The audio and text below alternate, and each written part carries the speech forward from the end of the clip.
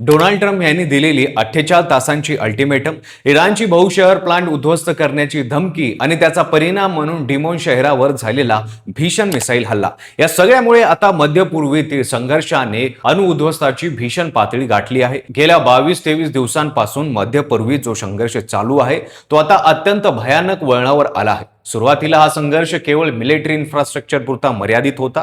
पहिल्या टप्प्यात अमेरिका आणि इराणने एकमेकांच्या एअर बेसेस, लष्करी तळ उद्ध्वस्त करण्यावर लक्ष केंद्रित केले होते। दुसऱ्या टप्प्यात हा संघर्ष ऑइल रिफायनरी आणि एनर्जी इन्फ्रास्ट्रक्चर पर्यंत वाढवण्यात आला, पण आता मात्र हा संघर्ष थेट न्यूक्लिअर साइट्स आणि नागरिकांच्या जीवावर बेतला आहे। डोनाल्ड ट्रम्प यांनी 48 तासांचा दिलेला अल्टिमेटम, इराणची बहुशहर प्लांट उद्ध्वस्त करण्याची धमकी आणि त्याचा परिणाम म्हणून डिमोन शहरावर झालेला भीषण मिसाईल हल्ला या सगळ्यामुळे आता हे युद्ध आता तिसऱ्या वर्ल्ड वॉरच्या वाटेवर आला आहे।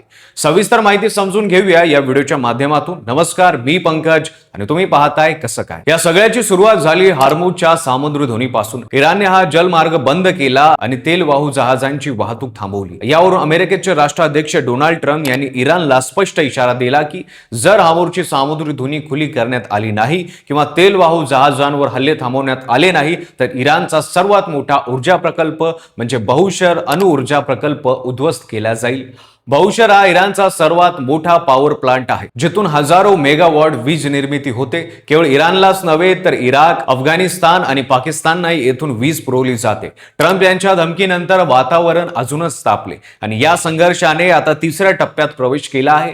पहिल्या टप्प्यात मिलिटरी इन्फ्रास्ट्रक्चर, दुसऱ्या टप्प्यात एनर्जी इन्फ्रास्ट्रक्चर आणि आता थेट न्यूक्लिअर साइट्स आणि नागरिकांच्या वस्तीवर हल्ले सुरू झाले आहेत। 28 फेब्रुवारी पासून सुरू झालेल्या या युद्धात आतापर्यंत 1,500हून अधिक इराणी नागरिकांचा मृत्यू झाला आहे, तर इराणच्या मिसाइल्स हल्ल्यात 15 इस्रायली नागरिक मारले गेले आहेत।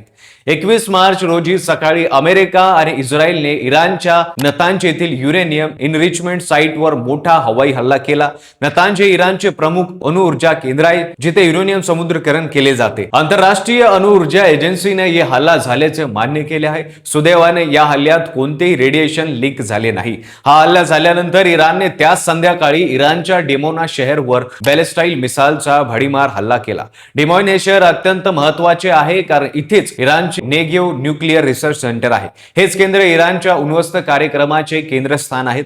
जगभरात हे मान्य केले जात आहे की इस्रायलकडे अण्वस्त्र आहेत, जरी ते अधिकृतपणे मान्य करत नसले तरी। डेमोना येथील या केंद्रातून इस्रायलने आपली अण्वस्त्र विकसित केली आहे। या हल्ल्यात किमान 180 जण जखमी झाले, त्यात अनेक लहान मुले होती। इस्रायलचे आयर्न डोम डिफेन्स सिस्टम या मिसाइल्सला थांबू शकली नाही। थेट नागरिक वसतिगृहापर्यंत मिसाइल्स पाडल्या आणि इमारती उद्ध्वस्त करण्यात आल्या। इराणने स्पष्ट केले की हा डेमोन येथील न्यूक्लिअर साइटवर हल्ला नव्हता, तर नागरिकांवर हल्ला होता। पण इराणचा संदेश स्पष्ट होता, आम्ही डेमोन पर्यंत पोहोचू शकलो नाही, तुमचे आयर्न डोम आमच्या मिसाइल्सना थांबू शकत नाही। इराणने आपली ताकद दाखवण्यासाठी आणखी एक मोठे पाऊल उचलले।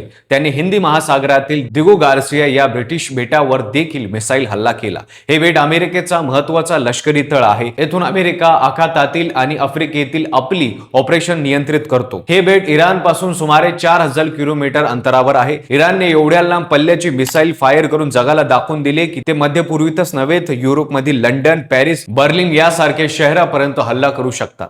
आता सर्वात महत्त्वाचा प्रश्न असा आहे, जर अमेरिकेने बहुशहर अणुऊर्जा प्रकल्पावर हल्ला केला तर काय होईल? तज्ञांच्या मते बहुशहर हा कार्यरत अणुऊर्जा प्रकल्प आहे। येथे हल्ला झाल्यास मोठ्या प्रमाणात रेडिएशन लिंक होऊ शकतो। या रेडिएशन पोल्युशनचा परिणाम केवळ इराणवरच होणार नाही, तर आखाती देशांमध्ये असलेले समुद्राचे खारे पाणी शुद्ध करणारे प्लांट प्रदूषित होऊ शकतात।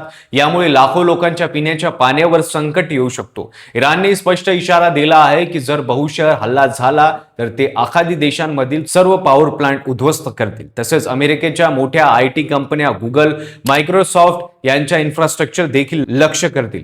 इराणने आपली रणनीती बदलली। आता त्यांनी स्पष्ट केले आहे की जर तुम्ही एका इन्फ्रास्ट्रक्चरवर हल्ला केला तर आम्ही अनेक इन्फ्रास्ट्रक्चरवर हल्ला करू। जर तुम्ही रिफायनरी उद्ध्वस्त केली तर आम्ही अनेक रिफायनरी उद्ध्वस्त करू। ही रणनीती इराणने इस्रायलच्या मॅडमॅन डॉक्ट्रिनवर अवलंबून आहे। इस्रायलने यापूर्वी अशीच रणनीती वापरली होती। जेव्हा हल्ला होईल तेव्हा अतिप्रमाणात हल्ला करून शत्रूंना धक्का द्यायचा। आता इराण तेच करत आहे।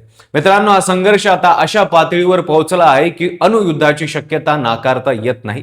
दुसऱ्या महायुद्धानंतर हिरोशिमा नागीसाकीवर अणुबॉम्ब टाकण्यात आला. तेव्हापासून जगाने अणुअस्त्राचा वापर केलेला नाही, ते फक्त डेड रन्स म्हणून वापरली गेली आहे. पण आता हे दोन्ही देश आपल्या अस्तित्वाची लढाई करत आहे. इराणच्या दृष्टीने इस्रायल हा अस्तित्वासाठी धोका आहे, तर इस्रायलच्या दृष्टिकोनातून इराण हा सर्वात मोठा धोका आहे. अशी परिस्थिती हे दोन्ही देश अणुअस्त्राचा वापर करू शकतात. सर्वात मोठी खंत अशी आहे की सध्या कोणतीही जागतिक संघटना या राष्ट्रांना थांबू शकत नाही. संयुक्त राष्ट्र संघाकडे क्षमता नाहीये. स्टार्ट करार अर्थात अमेरिका रशिया अण्वस्त्र करार देखील संपुष्टात आला आहे. अमेरिकेचे राष्ट्राध्यक्ष डोनाल्ड ट्रम्प यांचे स्टेटमेंट दररोज बदलत आहे. एक दिवस ते म्हणतायत की आम्ही संघर्ष कमी करू इच्छितो, तर दुसऱ्या दिवशी ते बहुशहरावर हल्ला करण्याची धमकी देत आहे. या संघर्षाचा फटका केवळ मध्य पूर्वेतच नव्हे तर संपूर्ण जगाला बसू शकतो. हॉर्मुझच्या सामुद्रधुनीतून जगातील 20% तेलाची वाहतूक इथूनच होते. इथे नाकेबंदी झाल्यास तेलाच्या किमती आभाळाला भिडू शकतात. तसेच अणुयुद्ध झाल्यास त्याचे परिणाम केवळ इराण इस्रायलवरच नव्हे तर संपूर्ण आखाती देश, मध्य आशिया, दक्षिण आशियावर होईल. भारतालाही याची किंमत मोजावी लागू शकते. मित्रांनो, हा संघर्ष आता थांबण्याचे नाव घेत नाहीये. दोन्ही देश आपापली ताकद दाखवत आहेत, पण या स्पर्धेत कोणतीही पराभूत होणार नाही. फक्त सामान्य नागरिकांना याची चळ बसेल. या दोन्ही देशांनी शांततेचा मार्ग निवडला नाही तर हा संघर्ष तिसऱ्या महायुद्धाचे रूप धारण करू शकतो. तुम्हाला काय वाटते, तिसरे महायुद्ध होईल का? झाले तर त्याचे काय परिणाम होतील? आम्हाला कमेंटमध्ये नक्की सांगा. व्हिडिओ आवडला असेल तर लाईक करा, शेअर करा, चॅनलला सबस्क्राईब करा आणि बेल आयकॉनला दाबायला विसरू नका. आणि पाहत राहा फक्त कसं काय.